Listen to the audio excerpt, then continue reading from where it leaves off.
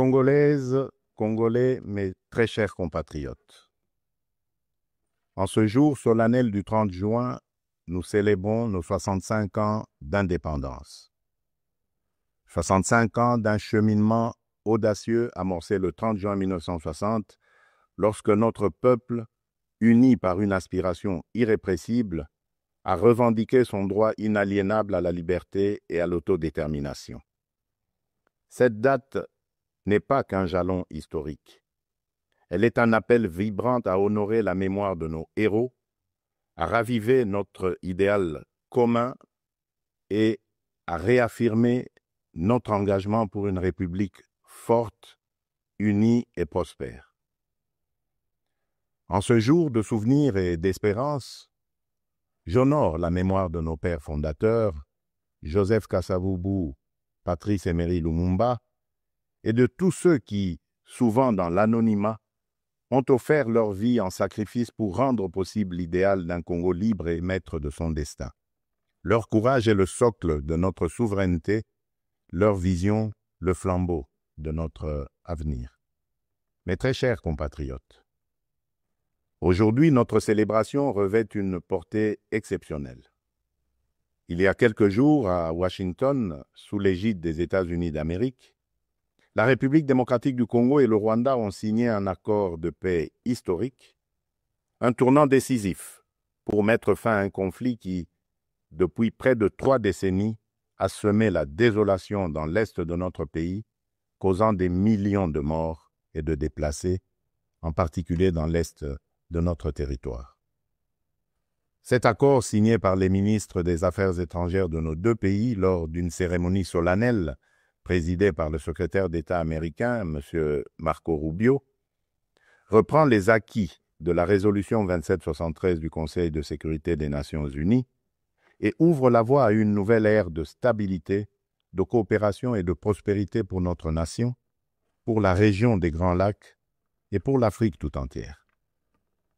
Je voudrais exprimer, au nom du peuple congolais, notre profonde gratitude aux États-Unis d'Amérique pour leur engagement déterminant en faveur de la paix. Nos remerciements les plus sincères vont au président Donald Trump pour son implication personnelle dans ce processus de pacification porteur d'espérance. Son leadership a permis de réunir les partis autour d'une vision commune. J'adresse également mes vifs remerciements à l'État du Qatar pour ses bons offices, et particulièrement au Cheikh Tamim Ben Hamad Al Thani, dont la médiation discrète et efficace a contribué à rapprocher les positions et d'ouvrir un dialogue sincère entre notre pays et le Rwanda. Je tiens également à exprimer ma profonde gratitude à 2 dignes fils de l'Afrique, dont l'engagement déterminant a largement contribué à porter la tragédie sécuritaire que traverse la République démocratique du Congo à l'attention de la communauté internationale. Grâce à leur implication active dans le processus de Luanda et de Nairobi, Son Excellence João Manuel Gonçalves Lourenço, président de la République d'Angola, et Son Excellence Uhuru Kenyatta, ancien président de la République du Kenya, ont su mobiliser les consciences et renforcer la visibilité de la cause congolaise sur la scène régionale et internationale. Cet accord n'est pas seulement un document. Il est une promesse de paix pour les populations de Goma, Bukavu, Rutshuru, Masisi, Nyiragongo, Lubero, Ituri et de toutes les localités martyrisées par la guerre. Ce processus diplomatique s'articule également avec les discussions en cours à Doha, au Qatar. Notre ambition reste sans équivoque rétablir pleinement l'autorité de l'État sur l'ensemble du territoire national et œuvrer à l'instauration d'une paix réelle, durable et partagée dans toute la sous-région. Les attentes de nos populations sont immenses, notamment celles de l'Est du pays qui ont trop longtemps souffert. Nous abordons donc cette ultime phase du processus avec détermination, dans le respect de notre souveraineté et des aspirations légitimes de notre peuple. Les prochaines étapes devront aboutir à la démobilisation, la réinsertion conditionnelle et au cas par cas des ex-combattants à travers le PDDRCS et enfin à la reconstruction des régions jadis affectées par les conflits armés. Ces avancées diplomatiques s'inscrivent dans une dynamique plus large de reconquête et de l'affirmation de notre souveraineté, de redéploiement de notre influence et de reconstruction de la confiance internationale envers la République démocratique du Congo. Elles font écho à notre récente élection comme membre non permanent du Conseil de sécurité des Nations Unies pour la période 2026-2027, une première depuis 34 ans. Ce mandat n'est pas un honneur protocolaire, c'est une responsabilité politique et morale que nous porterons avec dignité en faveur de la paix, du multilatéralisme et des intérêts du continent africain. Mes très chers compatriotes, l'accord signé à Washington ouvre des perspectives inédites. Il augure une ère de paix durable, de coopération régionale et de prospérité partagée. Il nous engage à reconstruire nos communautés, à revitaliser nos économies et à restaurer la dignité de chaque Congolais. Mais cette paix, aussi précieuse soit-elle, reste fragile. Elle exige de nous tous, gouvernements, citoyens, partenaires internationaux, un engagement indéfectible pour sa consolidation. Nous continuerons à exiger que justice soit rendue aux victimes et que les responsables des atrocités répondent de leurs actes. Je salue le courage exemplaire de nos forces armées, des forces de police et de sécurité et de tous les résistants patriotes Ouazalendo qui, au péril de leur vie, défendent notre patrie. Leur bravoure est le rempart de notre souveraineté. À vous, mes sœurs et mes frères de l'Est, je veux dire que votre résilience est une source d'inspiration pour la nation entière. Vos souffrances n'ont pas été vaines. Elles ont forgé notre détermination à réfuter toute solution précaire à cette crise et à nous engager à bâtir un avenir meilleur. Mes très chers compatriotes, l'indépendance que nous commémorons aujourd'hui n'est pas seulement une conquête du passé, elle est surtout un cap pour l'avenir. Elle est un projet vivant, un idéal à construire chaque jour. Cet idéal exige de nous que nous surmontions non seulement les menaces armées, mais aussi l'insécurité sociale, l'injustice, le tribalisme et la division. Le peuple congolais aspire à un pays de paix, de justice et de dignité. Un pays où l'on veut et on peut vivre sereinement, travailler avec honneur et offrir à chaque enfant congolais la liberté de rêver grand, sans peur ni entrave.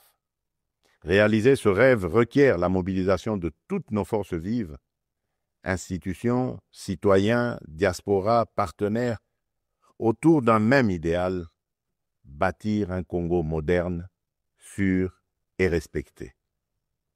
Il est temps de transcender nos clivages, de rejeter les discours de haine et les manipulations, et de faire de notre diversité une force, non une fracture. Notre unité n'est pas une option, elle est une condition de survie. C'est dans cet esprit de responsabilité et de dépassement de soi que j'ai tenu, il y a quelques semaines, une rencontre franche et républicaine avec M. Martin Fayoulou, l'un des leaders de l'opposition. Ce geste, que beaucoup n'auraient osé imaginer depuis les élections de 2018, témoigne d'une volonté partagée de placer l'intérêt supérieur de la nation au-dessus des querelles partisanes. Cette rencontre marque une étape importante vers une politique de réconciliation, d'écoute mutuelle et de respect réciproque. Elle donne surtout corps à l'exigence du peuple congolais, celle d'une classe dirigeante capable de s'unir aux moments les plus critiques, d'agir avec maturité et de servir ensemble la grandeur de la République. Mes très chers compatriotes, les défis qui se dressent devant nous ne se limitent pas à la sécurité. À Kinshasa, la congestion urbaine et les embouteillages affectent la qualité de vie. Le manque de discipline, l'urbanisation désordonnée et l'insuffisance des transports en commun rendent la vie difficile à des millions de nos compatriotes. À Kalemi, Kassangulu et même ici, dans la capitale Kinshasa, les inondations récentes ont causé d'importantes pertes en vies humaines et dégâts matériels, détruisant des habitations, emportant des infrastructures routières et provoquant des déplacements massifs de population. Ces événements climatiques extrêmes nous rappellent l'urgence d'agir à la fois sur le front de l'aménagement du territoire et de la résilience environnementale.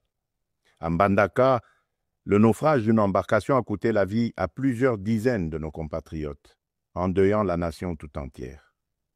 À Tshikapa, Kolwezi, Likasi, Kananga ou Kikwit, l'accès à l'eau potable, à l'électricité, aux soins de santé et à l'éducation reste une priorité pressante. Face à ces défis, l'État n'est pas resté indifférent. Il agit. Des missions de secours ont été déployées, des fonds d'urgence mobilisés, des projets structurants lancés pour renforcer les infrastructures et améliorer les conditions de vie. Mais ces efforts, aussi importants soient-ils, ne suffiront pas sans un véritable sursaut de solidarité nationale. Ils doivent être soutenus par une administration plus efficace, une meilleure coordination institutionnelle et la responsabilisation de tous les niveaux de pouvoir. J'en appelle également à un changement profond de comportement. Nous devons adopter une discipline collective, un civisme exemplaire et un respect des règles de vie en communauté. Aussi, je vous appelle à un sursaut patriotique, à une responsabilité individuelle qui fera de notre pays un modèle de stabilité et de progrès. Mes très chers compatriotes, fidèles à l'élan de notre indépendance, j'ai pris devant vous, avec une détermination sans faille, le serment de bâtir un Congo à la hauteur de nos aspirations. Avec constance et détermination, j'ai placé la transformation de notre nation au cœur de mon mandat, mu par l'ambition profonde de faire de la République démocratique du Congo une terre de justice, de prospérité partagée et de dignité retrouvée.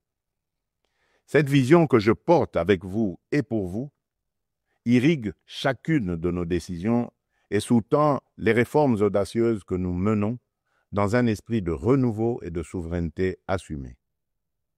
Aux côtés du gouvernement, j'ai engagé une série de réformes économiques, judiciaires et institutionnelles visant à asseoir un véritable état de droit, à éradiquer la corruption et à créer un climat des affaires propice à l'investissement et à l'initiative.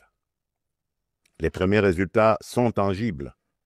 La croissance économique connaît un rebond durable. L'image de notre pays s'améliore sur la scène internationale et la confiance des investisseurs renaît. Ce regain de confiance se traduira prochainement par la signature d'un accord stratégique inédit avec les États-Unis d'Amérique dans le secteur minier. Cet accord marquera une étape décisive dans le positionnement de la République démocratique du Congo comme un acteur central de la transition énergétique mondiale et de l'économie verte émergente. Il visera à valoriser de manière souveraine nos minerais stratégiques, en particulier le cuivre, le cobalt et le lithium, tout en assurant une répartition plus équitable des retombées économiques au bénéfice des populations congolaises. Il ouvre la voie à la transformation locale, à la création des milliers d'emplois et à un nouveau modèle économique fondé sur la souveraineté et la valeur ajoutée nationale. C'est là le fruit d'un travail collectif, déterminé, au service d'un seul idéal, offrir à chaque Congolaise et à chaque Congolais les perspectives réelles d'un avenir meilleur. Malgré l'adversité, notre peuple a toujours fait preuve d'une résilience extraordinaire.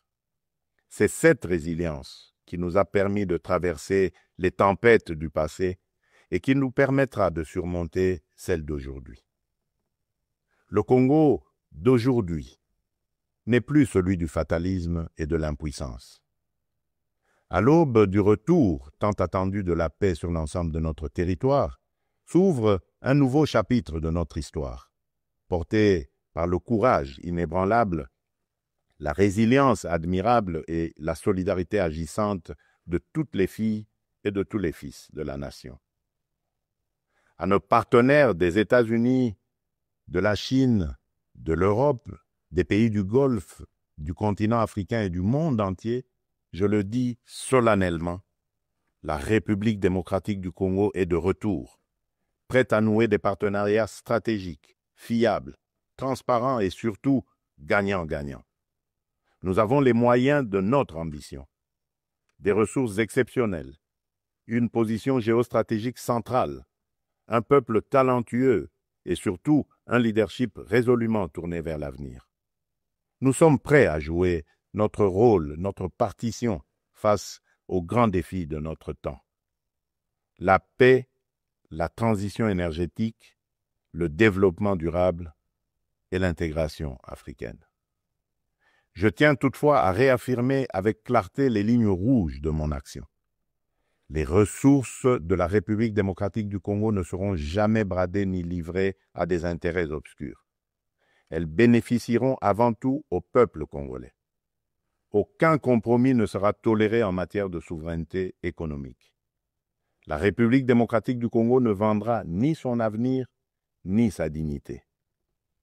Mes très chers compatriotes, le monde change et la République démocratique du Congo a son mot à dire.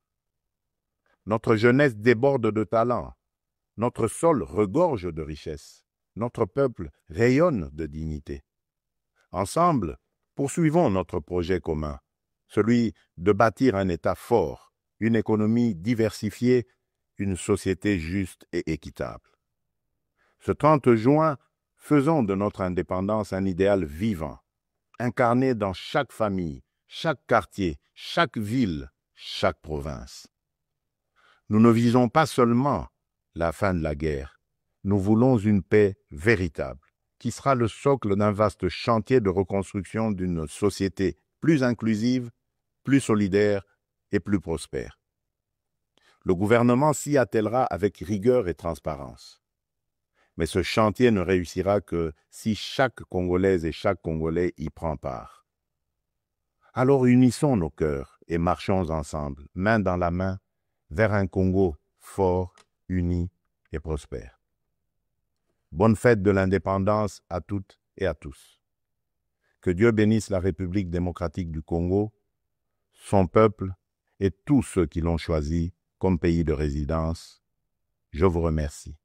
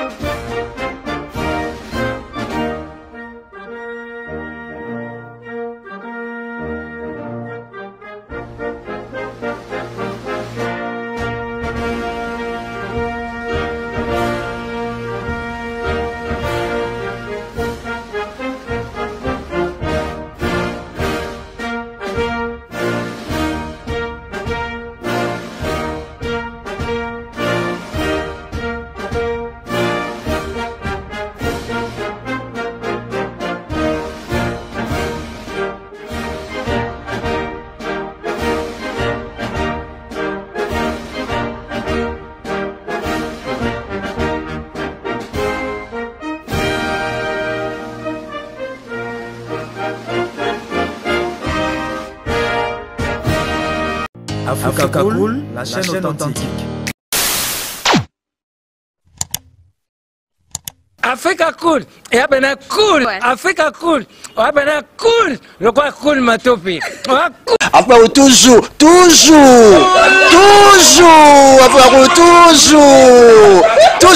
Africa Cool. C'est bon. Et ça chaîne est bien, et puis vous êtes très rapide. Et ça très rapide, et ça chaîne moko. bakosa ya bino confiance. En tout cas nazo senga na bato oyo nanu ba souscrire te bazwa. Donc eza vraiment neti oyo balobaka ke buka lelo lamba lelo lia lelo. Vous voulez le Congo? Pour que le Congo devienne cool, pour suivre les cool analyses, alors revenez et abonnez-vous massivement. Massivement. Alors beaucoup de gens ils pensent que l'Afrique cool donne l'information en temps réel.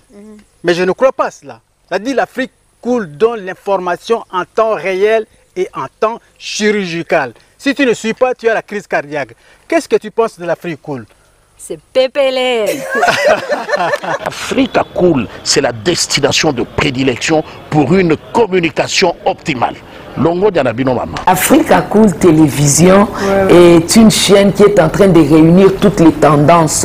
Donc les chrétiens s'y retrouvent, les païens s'y retrouvent, les politiciens s'y retrouvent, les femmes ménagères s'y retrouvent. Donc Eza Eloro na biso to sepe la ranango, yango chaque fois son aye na Kinshasa, il faut namona Africa Cool. Et au monde de chaîne Oza impartial. Et le rôle de Babino, vous méritez le soutien de la population ainsi que des institutions complètes. Afrique Cool. Afrique Cool, Afrique Cool, merci beaucoup, leader. Non, je remercie en tout cas Africa Cool, leur support et on leur souhaite bonne chance pour la suite. On leur souhaite le plein succès. I'm coming from Johannesburg. I'm one of the subscribers of Africa Cool. This is a great channel. You watch news that are very fast. I would like to ask everybody to subscribe and then stay tuned. Thank you very much. Placer un petit mot par rapport à la récompense Oyo.